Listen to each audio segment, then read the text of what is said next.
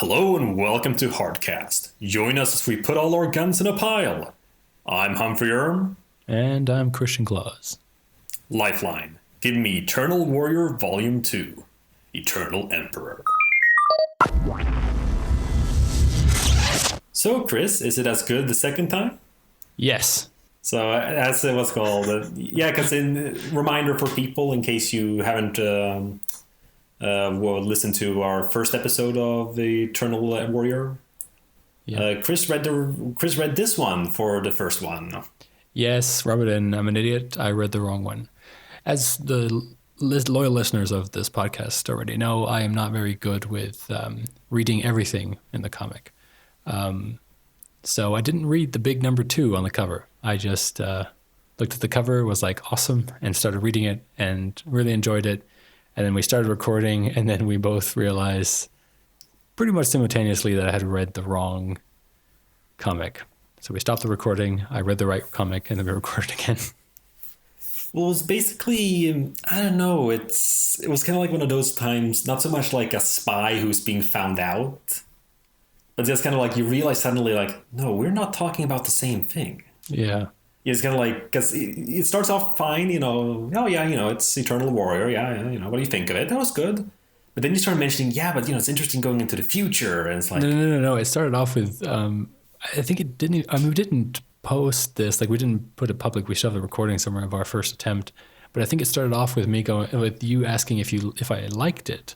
And I said, yes, I liked it, I loved it. And you were like, really? Because I think you didn't really enjoy Eternal Warrior number 1. Yes, that's right. We were discussing that later, yeah. Yeah, and then you were just like, I don't really like it. And then I started talking about how I liked that it was set in the future and so far in the future and all that stuff. And then you started getting suspicious, and then it all went downhill. Yeah, I was kind of like, was that far in the future in this one? It seems to be present day from what I could remember, like with the first volume. Yeah, and with all the time skips that Valiant usually does, it wouldn't have been like a weird thing that suddenly we were like 1,000 years in the future. Exactly. So, we had a little fun goof with that. But now we're in the proper one. Like, the timeline is restored. Well, as restored as it can be. Yep. So, but if you could maybe, was there any difference, like, in your enjoyment this time, after having read the first volume and other material? Or again, was it as fun? I didn't really, like, read it as thoroughly as last time, because I still kind of had it not fresh in my mind, but I kind of did remember what it was about. So I was kind of going through stuff like, I remember this. Yeah, this is this part. Yeah, okay, I get this. So I kind of, skipped through a lot of stuff. That makes sense. I mean, it's not fun rereading just like that. Exactly. All right.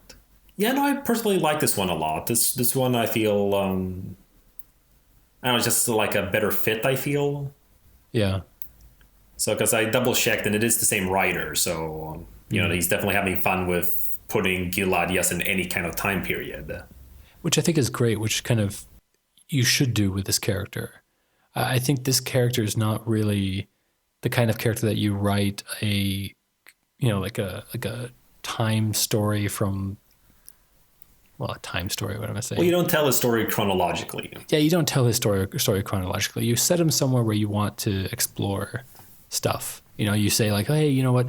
Let's do him in the Roman era. Let's do him in far, far in the future. Let's do him way back when he got his powers, all that kind of stuff. I mean, this is the interesting thing where you can jump around back and forth with this guy.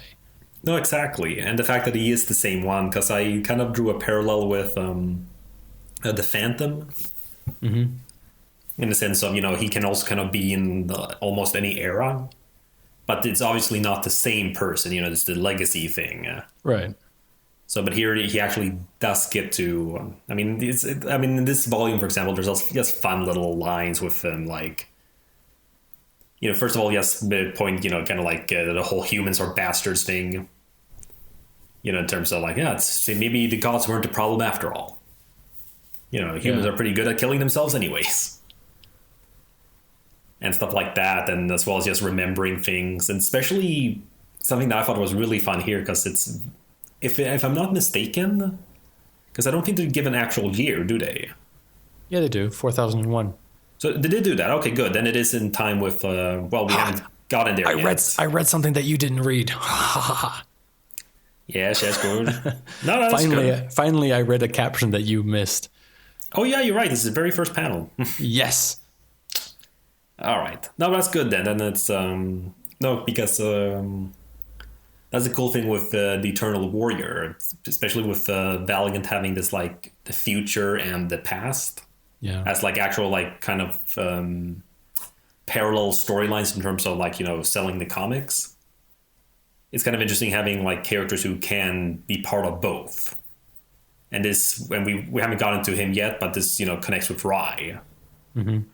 But with that whole thing, then that it's at year 4001, it's fun having him like kind of mention things like, oh yeah, these are like these hound dogs from the food strikes of 2002-03. Yeah.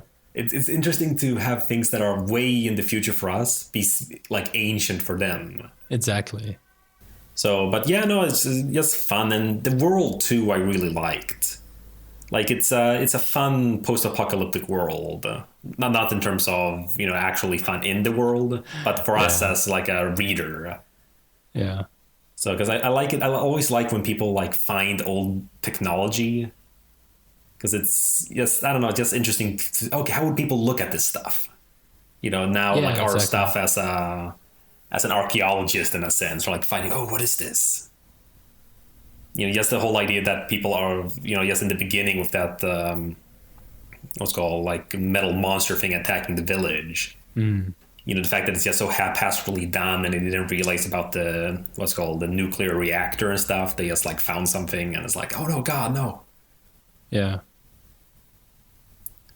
So I don't know. It's I really like this volume. So this is it feels a little bit I wouldn't say empty, but it's one of those things where I'm always kind of mixed with. I like it when characters can stand on their own, but I also feel when it's a shared superhero universe, it sometimes feels a little bit when there's no like mention at all of other stuff. Yeah, but I like that. I think one of the strengths of putting it so far in the future is that all the superheroes can be dead. It's so far away that you can just really do with it what you will, and it won't change anything else. No, but you're right. It's a lot of freedom, especially this is relatively early in Valiant's run. Yeah. So I'm not actually sure of the exact publication of these issues, but yeah, like Rai hasn't. I don't think Rai has been published yet, even. So you know, so this is like our first glimpse into the future, really. So, but yeah, no, it's but what's called? So you didn't have any change in like how you're reading this after you had read now the first volume as well, in terms of. Because for me personally, I felt it's a bit. I don't mind like this setting change, but it feels a bit like, so what's the point of the first volume in a sense? Yeah, exactly. That's why when I read it the first time by accident, it didn't feel off. Like it wasn't like I felt that I was missing some story. And especially because there's been like 2,000 years of development for this character that we didn't see, but there's been these 2,000 years where he's experienced stuff. He's become a different person, you know? And so I can't really compare this Gilad to the one from Volume 1. Because they are just so different. I mean, the way that he cares for his granddaughter and all these kind of things, the way he's like being a parent to her, that's stuff that we didn't really see in like the present time Valiant comics. So it's like one of those things where it's just like he's such a different character that this could be its own series. It could be, it could be called Eternal Warrior 4000 or something like that. You know, and it could be a total separate entity, just like, you know, like Batman Beyond or something like that. Yeah, no, definitely. Speaking of that, though, it's they kind of do have a thing like that happening in the original series during the Unity event. Yeah. So they actually had like present day Gilad team up with future Gilad. Ah, that's cool. But unfortunately, they didn't look too different from each other. I mean, obviously, he wouldn't change in appearance in that sense. But basically, they just had different clothes. Yeah. Like here, it would be definitely a big difference from the hooded guy with the axe, and then this like sort of like makeshift king. So, but yeah, no, that's kind of like just the first thing I wanted to go through there. Yes, in general, because of the special circumstances of your reading of this book. Yeah, no, yeah, no. Again, I don't mean anything mean by that. I just thought it was interesting to see, like, okay, how that affected it. But thoughts on like the teacher-pupil angle here with his granddaughter. So I like it. I mean, it's just such a fun kind of thing. I mean, I was also thinking a lot about, I don't know why I was thinking about this, but I've started Fallout again, and I was kind of having a conversation at the same time with, like I was starting Fallout 4 again. I was having a conversation with a colleague about these video games being more for adults now than for kids, but kids are still playing it. So you'll have like 12-year-olds shouting at you while playing Doom or something like that. That's like an 18-year-old game, or a game for 18-year-olds and up. And I was just thinking about this whole thing that, what if my kid wanted to get like GTA 10, whenever I have a kid, and then I'm sitting down, and then like, would I get it for him, or her? And would I how would I deal with that as a parent?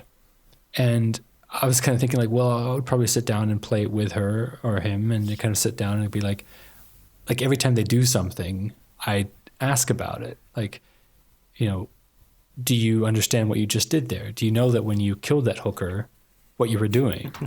I mean, again, it's just a kidding, but like in the sense of making him or her understand that it's a game, and there's certain things that you do in the game.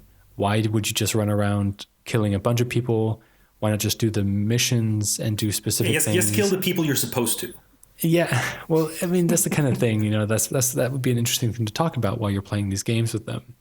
So then when I was kind of reading this comic again today, or just kind of flicking through it and kind of just reading certain stuff, especially when he just killed the that raider or whatever, and he immediately asked, like, are you okay with that? And I just love that idea of Gila just then talking to her about everything that he's doing. Like, look, I'm doing this because of a certain reason. I'm doing this because of that. Just like in GTA, I can't remember, like there's always, I mean, obviously there are just, especially in the GTA, what is it, 4 or 5? 5. There are just some crazy people in that. But there's other people who just are in a situation, like in GTA 4, it's a poor person who kind of gets into it, especially GTA 3 is also kind of like that. You just kind of get mixed up in this stuff. And then, you have to there's always a story behind why you're doing these things. So, well, I think people forget that they are basically interactive crime dramas, or they are crime movies. Like, crime is a part of the element. I think people sometimes forget that you're supposed to be a criminal. Yes. So that I don't think they take as much umbrage if they. I mean, obviously they'd still have problems with the game's violence, but that's the whole thing. It's no different than it's an interactive The Godfather or Goodfellas. Exactly, and that's kind of what I think is very important to do with children. I mean, obviously not everyone has the time to do that, but then they also probably shouldn't get those games for them. But my point is just that I like what Gillette is doing here, and I think it's also a very important thing because just like, in Fallout or something like that, you have to do certain bad things. You are the hero in that story, but you have to do bad things to survive. And, there are bad people. The raiders in that game are bad people who murder and rape and all that kind of stuff. And so if you were wandering around the wasteland with a child, I think these would be the same conversations that you have to have with them so they don't get completely screwed up. So, yeah, I really like the way that they handled the situation of being in this post-apocalyptic world, and this guy who has so much experience, so much knowledge, is sharing his knowledge with the next generation, so to speak, which also kind of ties up to the end of this volume, which I think we're going to come to then. But yeah, I really appreciate this comic for like the message that it's bringing, and just the way that it's done. It's really good. And I talked way too long now. Yeah, no, but I agree. Same thing. I like the fact that it's not, because he's not just like, it's not like he's spoiling her or something either. It's not like, I'll do whatever the hell you want all the time, Yeah. It's like, because, if that was true, he'd just do the first thing she says. Yeah. But as they say, like when they get to that first town or that city, it's like, you should you should save them or like kill that guy. Yeah, but notice all those robots there. Yeah. So if I might kill him, but then they kill others. So then, it's downright mathematics in the end too, before they attack the death cult. Yeah. I really like that because that's, again, it's the truth. What's called, either we let these people die, so there's less loss of life, just us who are sick, or we kill these 3,000 people so we can sort of live. Yeah. And it's kind of like, fuck. And also the whole dehumanizing that's being done, because they're saying like, they're monsters, and as he says, like, I've lived long enough to see even monsters come home and, kiss their babies goodnight, which is very true. It's very easy to dismiss. Again, and it's a weird thing because it's not about, let's protect these awful killers. It's more like, but as we saw throughout this whole story, there's always more to it. Exactly. Honestly, to me, it almost got silly, I felt. Like, it's the whole point of the story. Well, it's the whole point of the story to show, like, all the angles of something. But it's just kind of like, I'll kill you. No, it's not really me. So he's the guy in charge. Like, all right, then I'll kill him. No, it's not really me. I'm doing it because of this. Oh, well, let's go do this. Right. No, don't. Right. And again, it's fine the amount that happens, but it still kind of gets a bit like, I guess no one's evil. I guess everyone's just handy dandy. So I don't know. But that's how it works, And then also within this setting, like those children that were like kidnapped in a sense, they were actually given pretty good life in that sense. Yeah. An actual school, even though it was for selfish purposes, the fact they literally get an education and actually get to like live and stuff. But I don't know. But I thought it was interesting that there also wasn't kind of like that old Adventure Time episode. So there wasn't actually a solution that fixed everything. Yeah. So because I always like that. I like that episode because obviously you guys makes fun of it by making a really like weird convoluted way of making everyone happy. But here is like, there wasn't a third option, so to speak. This is like one of the reasons I'm not super fond of like the ending of Age of Ultron, Avengers, because it's like you have a nice moral conundrum there. Do we try to save these people, which then ends with these people, like this thing falling and killing other people, or do we let these people die and save these other people? It's like, it's not a choice you can make, but the choice one might have to do. Probably in a less fantastic setting, But then, nope, here's helicarriers, we can save everyone, or at least enough so we don't feel like it's waste. Yeah, until then, Civil War, where they talk about that one person who died who, yeah. Yeah, which again, like it works within the tone, but it kind of gets like, oh, come on. Yeah. Like, that's honestly... Casualties of war. But either way, so it's but that's what I like here though. Like in the end, it's basically okay. No, we got to stop here. Yeah, it's like it's like going to like we've actually now. This is the furthest they can get to a solution because they need the medicine. So like as long as we can kill these guys, then it's over with. So we don't listen to them and their no guys, we're just doing this because of that. Yeah, well, again, they did personify that group of people as just these wildlings, so to speak, who have no other kind of, well, they're very one-dimensional characters in that sense, just like in Fallout, those raiders, they just want to loot and kill and rape and nothing else. They don't care about anything else. Obviously then there's that infamous or famous, I guess you could say, raider who is like kneeling in front of a grave. And there's like so many like videos or pictures or whatever online about people finding them and then sparing that person's life just because they were mourning. But it just shows like as soon as you show any kind of weakness or some sort of humanity in these otherwise like very monster type people, you immediately feel for them and then don't shoot them in the face. No, but exactly. And I think that's very purposefully portrayed here then. Like, first of all, by having all these other previous, totally evil people. Yeah. But then, like, once you actually get to talk to them, it's like, oh, no, they're not. There's reasons for it. But then to this point here where they don't do it. And, we literally, yes, I feel it's like a mental block on Gilad himself. Or, like, especially for Caroline. In the sense of, let's not continue further in that sense. Like, let's not give them an identity, like a person, like, individuality. Yes, like, stop here in that sense in terms of our journey. I don't know, it's So, but did you recognize, or did you see anything familiar with the Death Cult? Well, are they the same ones from the first issue? Like from before time began? So, yeah, what's called? Something with their masks? Their face masks? I don't know. What am I supposed to... Does it look like some other character we know? Well, I mean, I would just assume, the Shadow Man. So, yep. Because he's the only one who has a skull on his face. But which is like a specific panel or something?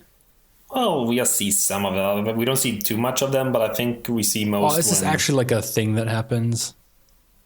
Well, again, it's not, from what I know, they haven't done enough yet. Is this like a spoiler? Is this like an actual spoiler that Shadow Man becomes some sort of cult thing and people follow him?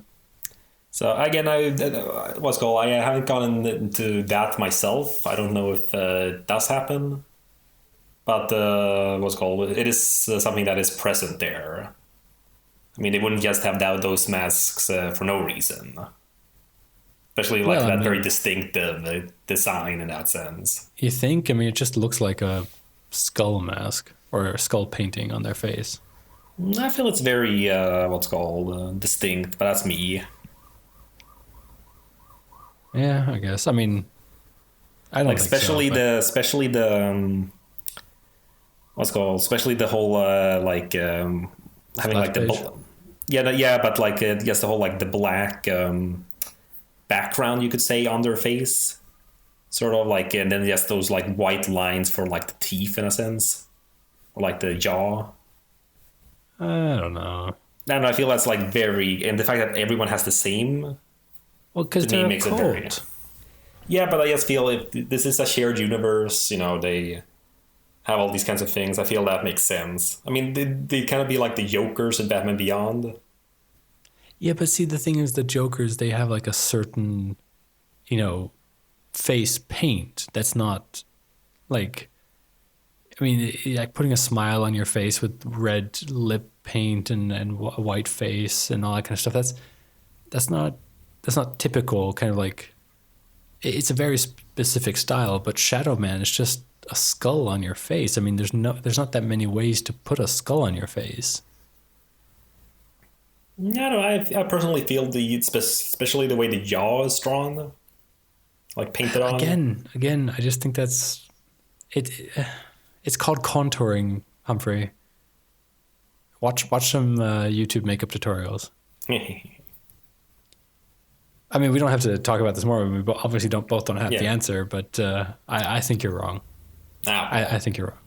We'll see. I'm still catching up on the last event they had at 4001 AD. Yeah. So maybe they have something there. Actually, they do. One of the tie-ins was Shadow Man 4001. Oh. So I'll have to check that and see. Maybe that's the explanation. Well, seeing that they actually have a Shadow Man 4001, I'm pretty sure that it is. Well, let me be actually, because we were discussing this before, let me actually write it down this time.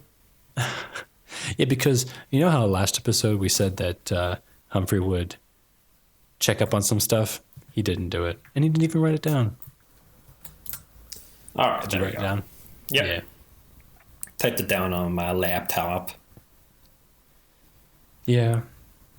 All right, then. But yeah, that was just, again, it wasn't meant to be kind of like a longer thing like that. It was just supposed to be, hey, recognize that? Yeah. All right, continue. But then it was like an actual, no, it's not. Let's see. I had this kind of like tongue-in-cheek thing here. God damn, Gilad's un-American, so he's anti-gun.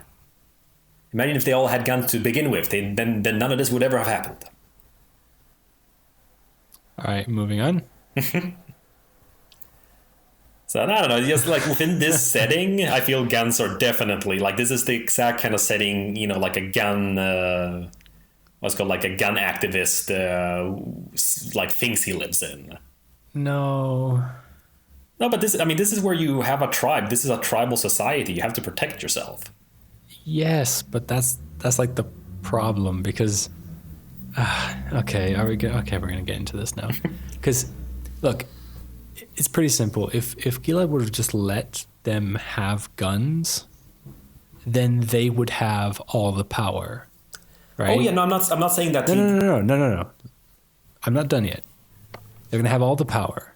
Then the other tribe is going to develop a gun bigger than the other people's guns because they want the power. So then the first tribe looks at their guns and goes, well, we need bigger guns. So they develop bombs. And then the other tribe, the second tribe, then develops bigger bombs because they want to have the power back. And then the first tribe builds an even bigger bomb and maybe call it like a nuclear bomb because they have so much nuclear material everywhere.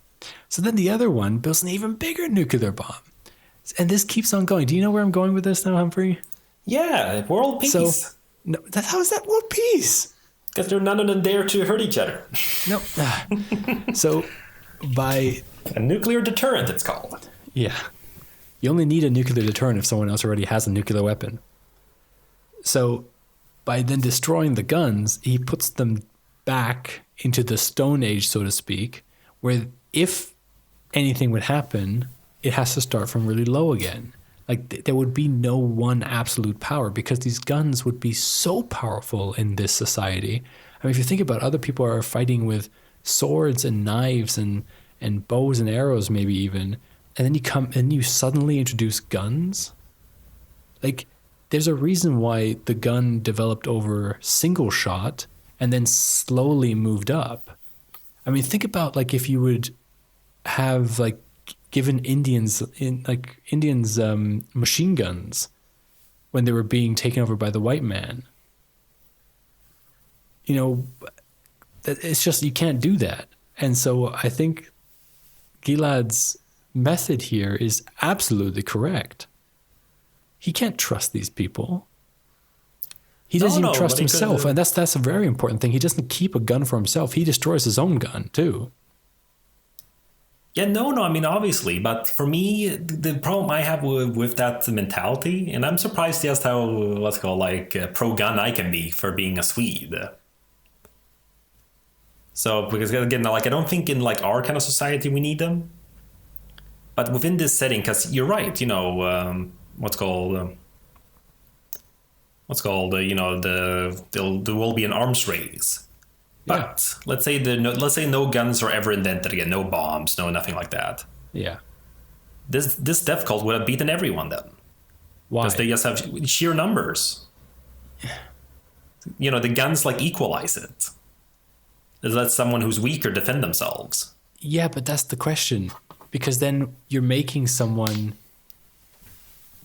who is weaker stronger, and then they'll become the power that needs to be defeated again. So then you're going to need something again stronger to defeat them, and then you're going to leave them with a big strong weapon, and then they're going to become the strong one that has to be beaten again, and it's going to keep going. No, you give it to the ones who are weak because they know they know what it's like to be bullied. You kind of go to Humphrey, Captain America style. No, Humphrey, the world is not a superhero person. And, But this story is, and I mean, within this setting, it makes full sense. No, it doesn't, because you can't trust the people. No, you can't trust a huge group of people to all be upright citizens. Oh no, I'm not saying that, but what's called in this setting where with this tribalism, we're actually getting mauled down by robot dogs and what's called just raiders and stuff like that. Having some way to defend yourself, that goes beyond just your own physical strength. Oh, Jesus, dude. Yeah, I'm surprised we went into such. I just had it as a fun thing here, but yes, that's why I groaned before I started talking about it, because you're missing the point. Because who is the person who's going to say who can have the guns? When is one of those death group member people, whoever they're called? What happens when they get the gun? They somehow manage to kill someone who has a gun, who is an upright citizen and who's the perfect Captain America, and he gets killed by whatever reason, accidentally, maybe manpower as well. I don't know. He was holding the gun the wrong way, and then these guys kill him, get his gun, and suddenly they have this gun that they can reverse engineer or figure out how it works. Then they suddenly have all these guns, and then the whole thing starts all over again. So, yeah, no, I mean, I get that. But the thing is, I don't see the difference with the guns and having the swords and bows and arrows and whatever. Weapons are weapons. So, again, I mean... historically speaking, an automatic rifle was a game changer. Oh, yeah. Because not only did you not have to be close to someone, you didn't have to reload anymore. And that is when warfare changed completely. And that is the problem. These guns that they had there, they were automatic rifles. They killed thousands, it looked like, thousands of people in a matter of seconds. Huh? Yeah, 3,000. Yeah. 3,000 people in a matter of seconds. Well, we don't know how long it took, but yeah. Yeah, but that is not the type of power you give to people who have before only known swords and spears and bows and arrows. So again, I disagree with you, Chris, but yeah, this isn't what's called Republican piece of shit. Yeah, no, this isn't a liberal versus conservative podcast or anything. Like I said, in our kind of society, yeah, but in this kind of society, yeah, you need something to defend yourself.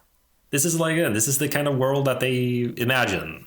Yes, that's why they have swords and shields and spears and bows and arrows. That's the weapon of their time.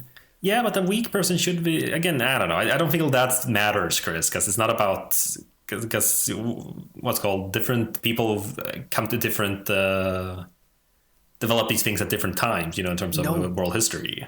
Yes, but that's exactly the problem, because from what I take from this story is that Gilad is saying that man cannot be trusted with technology. That is one of his big problems here. I mean, even especially medicine. What do you mean medicine? Yeah, you can't be trusted with medicine.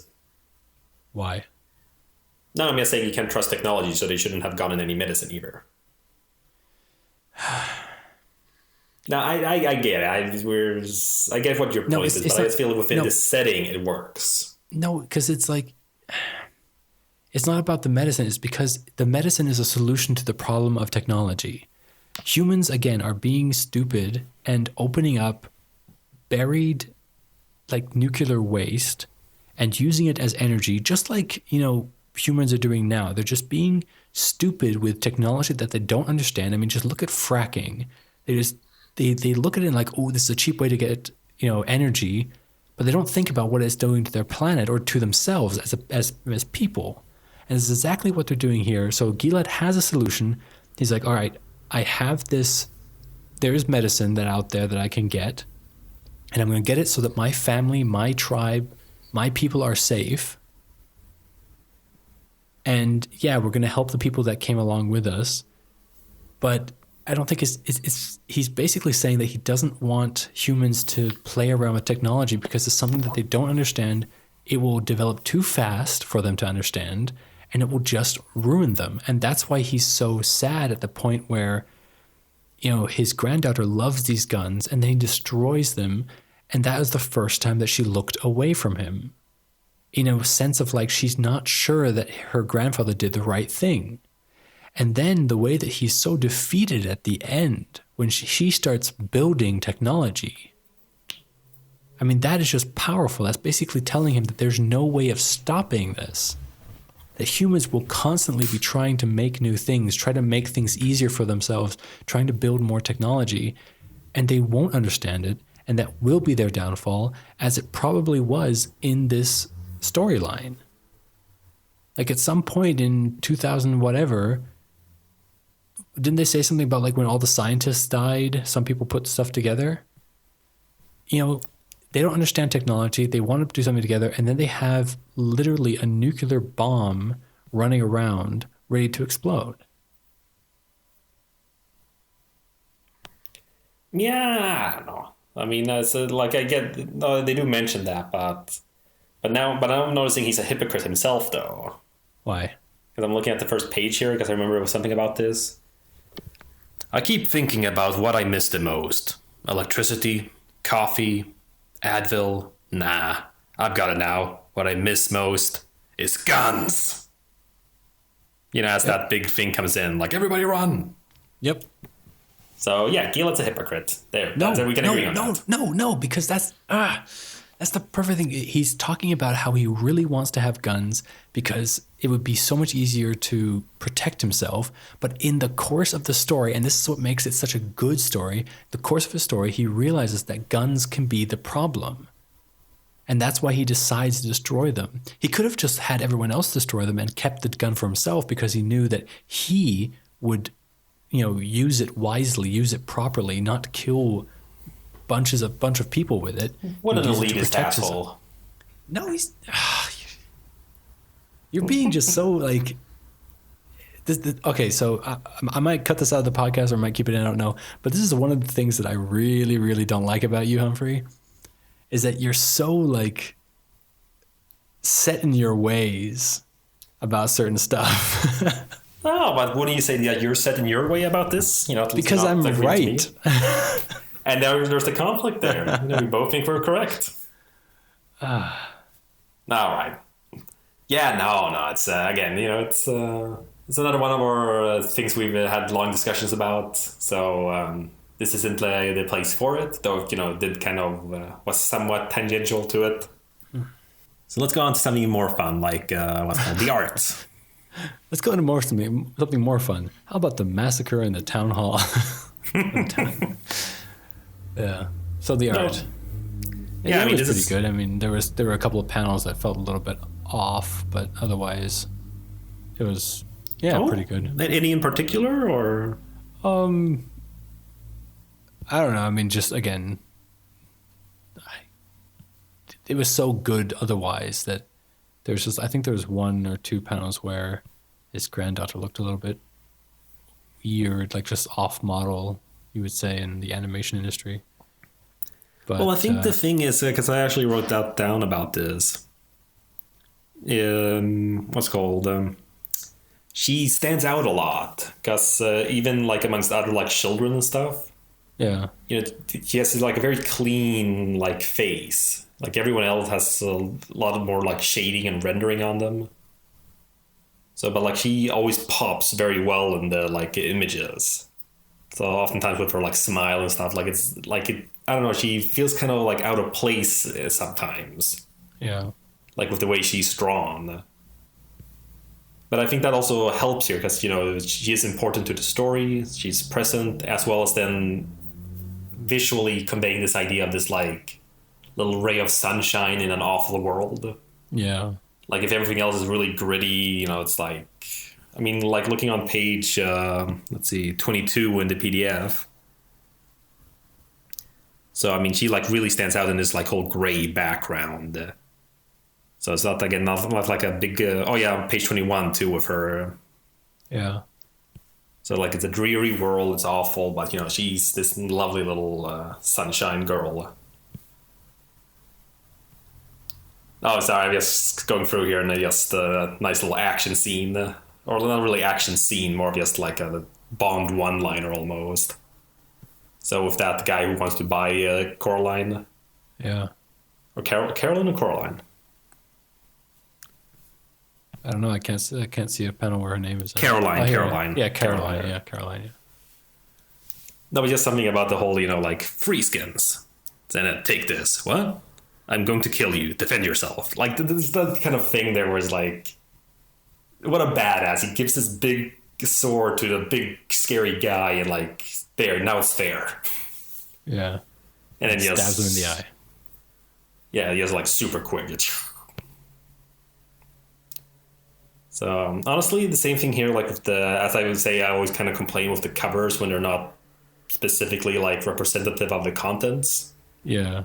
I mean, sure, there are Eternal Warriors in it, so that's fine.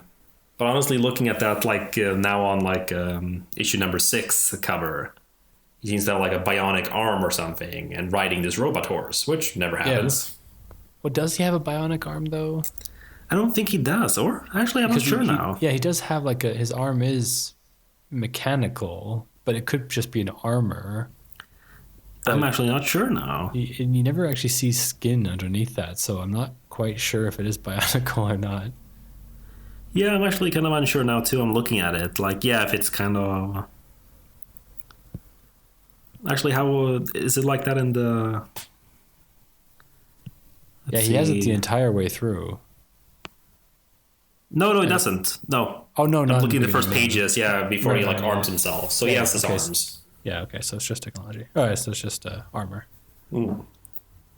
So, but yeah, no, I don't know. It's I always get it's a pet peeve of mine. I've mentioned it several times. Yeah. Especially because you have such cool things happening in the stories. So, I mean, like for the first one, I'm fine with because it's kind of like it's a mood piece, with him on his throne. Because this is like start of a new arc. This is kind of like setting a tone thing, with the... So I'm fine with that, and as well as fine for it being like the volumes cover. But then, I don't know, I just feel all the others is just, not really sure what's happening and what's going on. Cool enough, again, as pieces. Like issue 8, it looks very nice, just a very straightforward composition, but looks great. So, but I don't know, it's just... Though honestly, did you look at the variant covers at the end? I did, yeah. What's your thought on the one on page 104? Because that to me is like... Yeah. Like, I'm like, okay, what's going on here? Yeah, he's fighting, looks like 3 different people. Oh, I did not think... Are you sure it's free? Yeah. Or no, I guess it's just 2. I guess the sword could be from the woman in the front. Yeah, I was about to say, like, I was thinking, like, oh yeah, you're right, there's that sword, but I guess it could be the front woman, yeah. Yeah. Well, either way, it's just 2. Who are they? The only one I can think of having any kind of identity is that she might be the Geomancer on the left. Like from the present day, Kay. Right. So, she's blonde, she's kind of like that green clothes on, and like the glows kind of look like the Geomancer thingies. The other woman, I have no idea. Maybe his daughter from like the first volume? Right. Does she want to kill the Geomancer, or? I don't know. It just feels like there's a story here, Like all the other ones are just like, like they're just nice visually. Like the one on him, like the one with him on the clock. Yeah. Or even the samurai one is really nice, like watercolor effect on it. But exactly, they're just kind of like there's a story, but it's like vague enough that it's just kind of like a pin-up, Yeah. But like they're just like, okay, what's going on here? And this is for issue 6, and it's totally irrelevant. It's not the same Gilad. Yeah, it's not. Those two don't show up. Yeah. So weird. So yeah, just little, again, pet peeves of mine. Like it's a variant, so it's not the official one. So quote unquote. Yeah, but still, you'd kind of expect the variant to have like something to do with the story, right? Exactly. At least it has Gilad on the cover. Oh yeah, at least that. Yeah, it's not like the one that was a little controversy a few years back. Again, well, it's a non-traversy, as I've heard people call it. So now it's one of the like Star Wars comics. It was the Princess Leia like miniseries. So Yeah. and the first issue had one variant cover that didn't have Princess Leia on it. It was like Luke and Darth Vader. And that was like a big thing. Oh, the one what's called comic led by a woman doesn't have herself on the cover. And it's like if it was the official cover, I'd totally agree. If you're starting off with like a Princess Leia comic book and she's not on the first cover. Yeah, of course. That's like, that's odd. That's not just like, sexist, but it's like misrepresentative.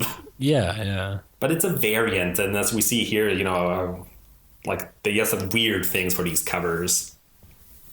Like it's a collectible thing. There's a whole business plan with that.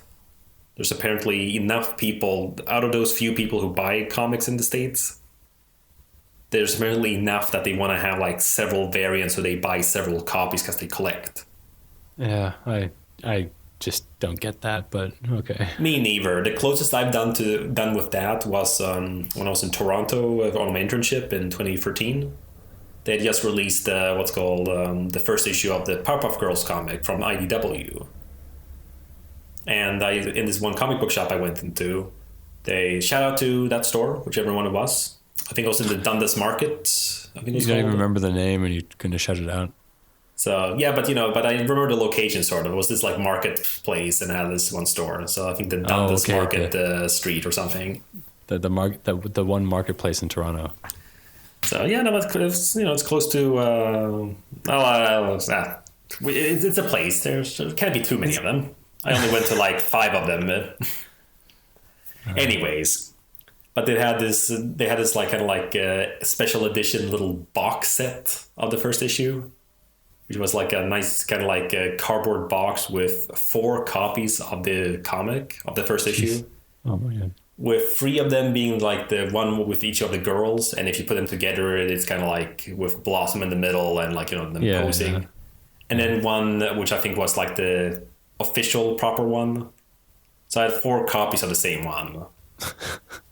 So it was kind of like they're like kind of like I kind of both knew and didn't know. I don't know, have you ever been like that where you're sort of informed but somehow you're not registering it?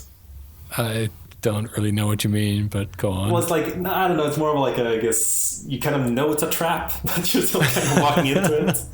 I don't know. It's kind of like there's warning signs. No. Like I get that. It's like when you're with like this, when you meet like this really crazy girl at a bar, and you kind of want to have sex with her, and you're already in bed, and you're kind of like, this could be a trap, but might as well. That's exactly how I felt with right? this. That's exactly how. Yeah, no, that's exactly what I was thinking when I was in that comic store. Yeah. Okay. Good. So, but the thing is, I gave those issues away when I came back, like to Denmark for like the graduation. Oh, what? So yeah, I gave I asked people, okay, so who's your favorite Powerpuff Girl? All right, here you go, and I gave the one with the one there. So you gave someone Bubbles, and then you went to the next person. So who's your favorite Powerpuff Girl? Bubbles. Well, here we have Blossom. Great. Great, my favorite too. Here you go. Yeah.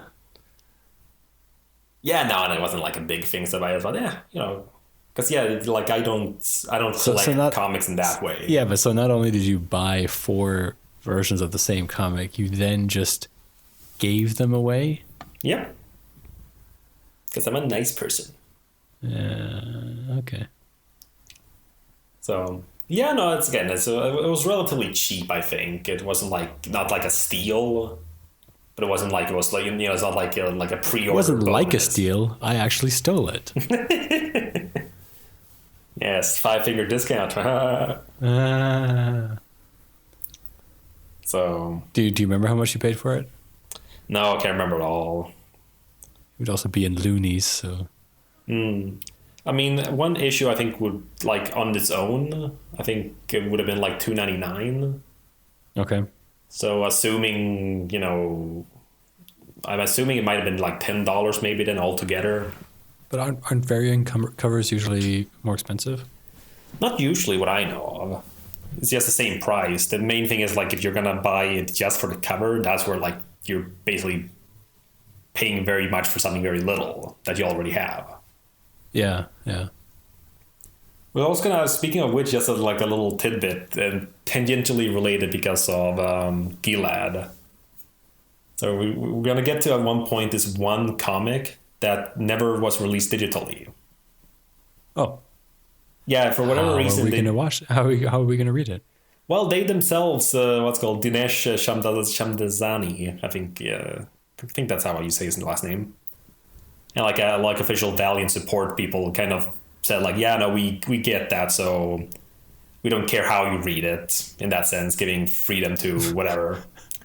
I read it in a story time on 4chan CO.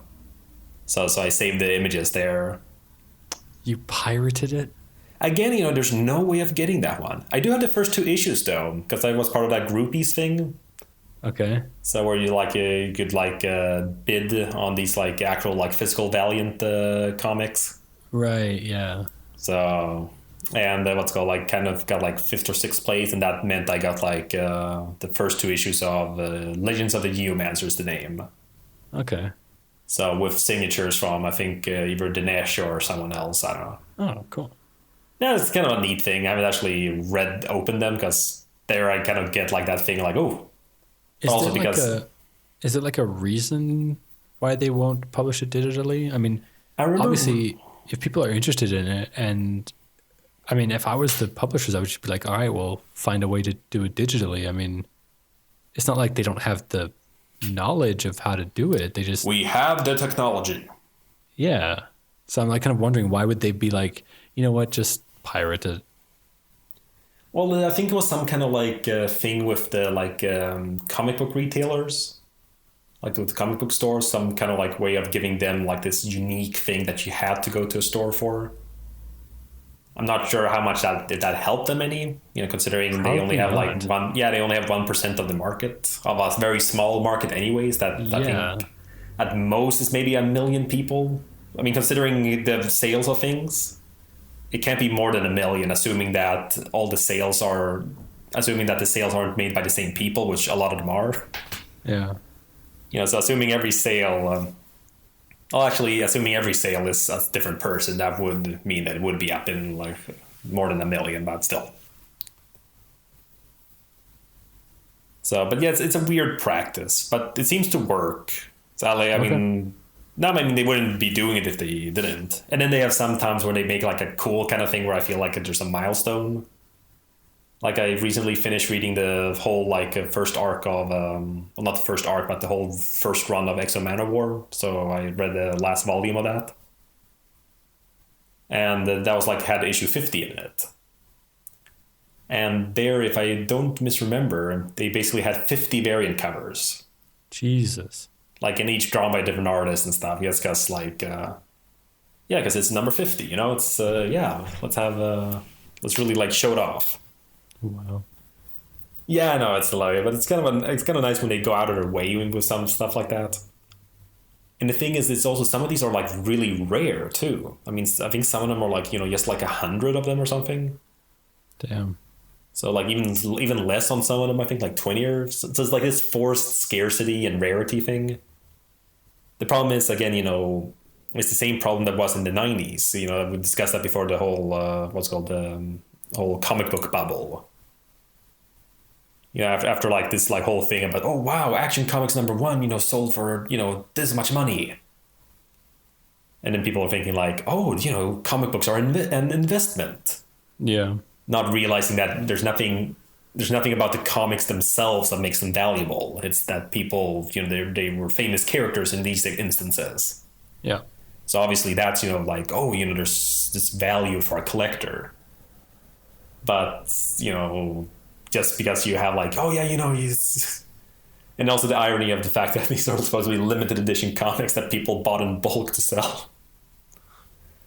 So and now they now even today they're worth less than what their asking price was when they were sold. and consider this, those were in the 90s, so they were cheaper than they are today. So so that's the testament to how crap. Yeah, well. So I don't know. I mean, maybe. Do you have anything else to add? It kind of went off on very, very almost unrelated tangents. It's no, not really. I don't have anything much to add. I mean, I liked the comic. The art was not distracting. It wasn't amazingly beautiful either. Like I wasn't like blown away by the art. But then again, I mean, it was par for course, maybe a little bit of a birdie. But yeah, I really enjoyed this. It's one of my favorite ones that we've read so far, especially my favorite Eternal Warrior so far, out of the two that we've read so far. I said so far quite a lot.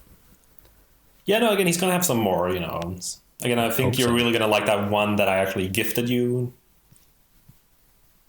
So like years ago or something.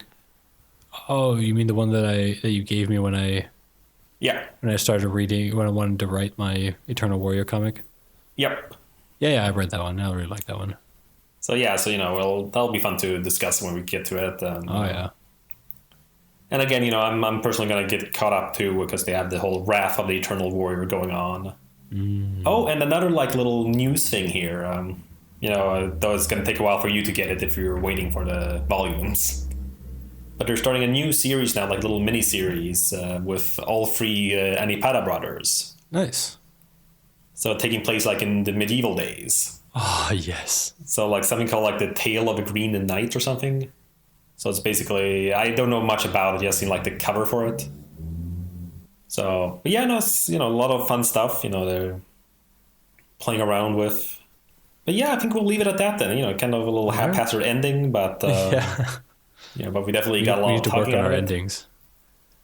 Well, again, we're not going through this, you know, we're not doing like a play-by-play, which I prefer. Like, not like, because obviously, you know, we could do it, and definitely I'd love to discuss the actual like pages or something.